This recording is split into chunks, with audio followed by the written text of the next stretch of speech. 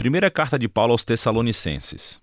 Esta é provavelmente a carta mais antiga que temos de Paulo e a história por trás dela é contada no livro de Atos. É onde Paulo e seu colega de trabalho Silas partem para a antiga cidade grega de Tessalônica.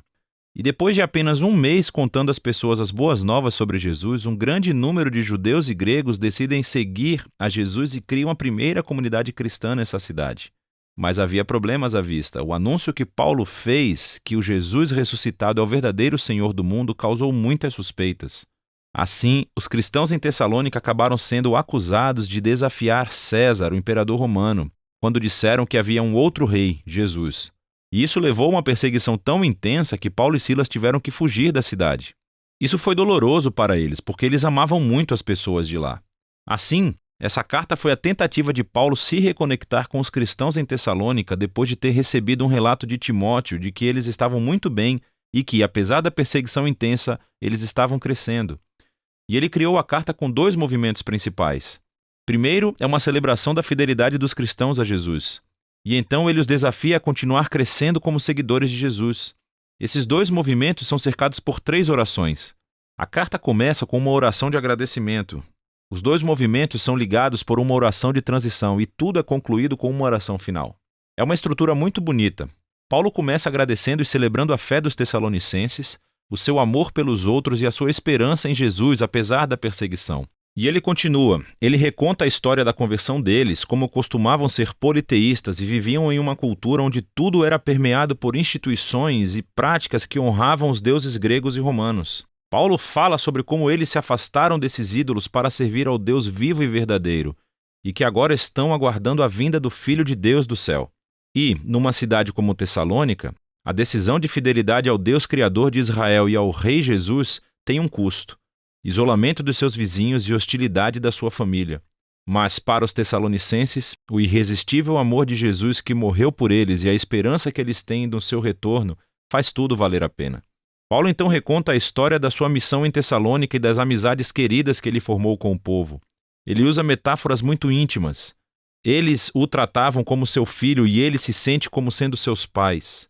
Ele diz que estávamos felizes em compartilhar não apenas as boas novas de Deus, mas também a nossa própria vida, pois aprendemos a amá-los. Paulo nos lembra aqui que a essência da liderança cristã não é poder e influência, mas sim relacionamentos saudáveis e serviço humilde e amoroso.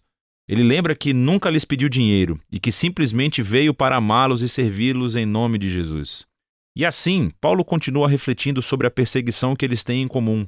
Assim como Jesus foi rejeitado e morto pelo seu próprio povo, agora Paulo está sendo perseguido por compatriotas judeus e os tessalonicenses estão enfrentando a hostilidade dos seus vizinhos gregos. E de uma maneira estranha, Paulo sente consolo ao saber que juntos os seus sofrimentos são uma maneira de participar na história da vida e morte de Jesus.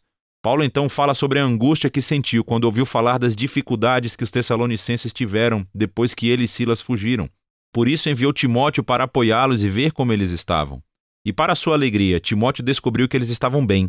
Eram fiéis a Jesus, estavam cheios de amor por Deus e pelos seus vizinhos e desejavam ver Paulo tanto quanto ele desejava vê-los. Então Paulo conclui com uma oração por perseverança. O que é legal é que ele apresenta aqui os tópicos que abordará na segunda metade da carta.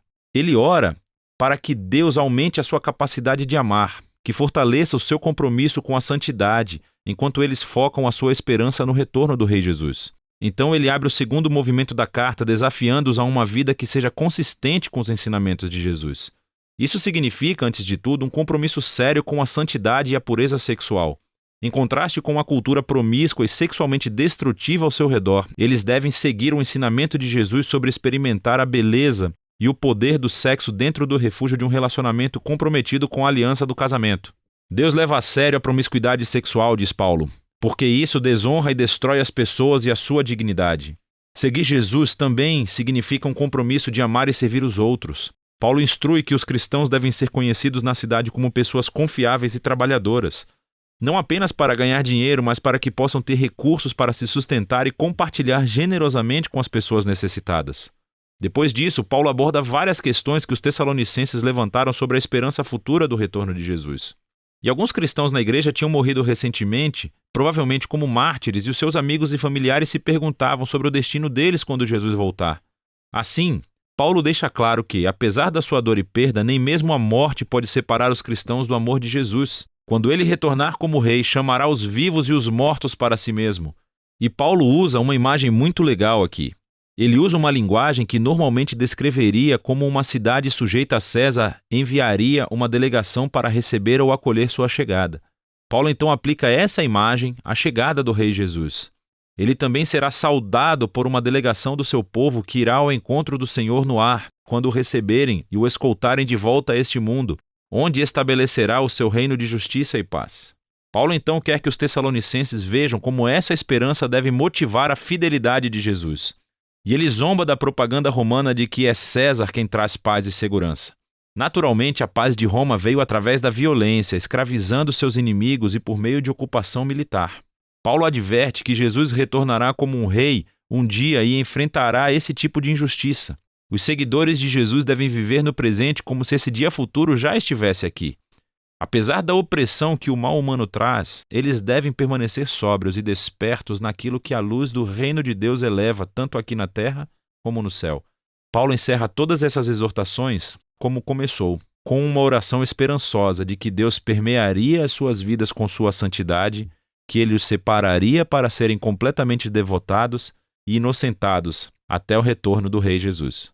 1 Tessalonicenses nos lembra que, desde o início, seguir a Jesus como rei produz um modo de vida verdadeiramente contracultural ou sagrado.